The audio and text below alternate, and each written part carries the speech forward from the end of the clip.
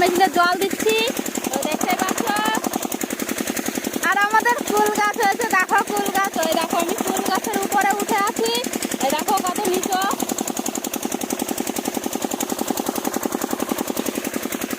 নিচ থেকে কুল পাওয়া যাচ্ছে না, সব নিচের কুল লোকেরা খেয়ে চলে গেছে। তো আমি গাছের উপর উঠে গেছি, তো এখন গাছ থেকে কুল পারবো আর খাবো। কিন্তু এই দেখো কটা ছিঁড়েছি, দেখো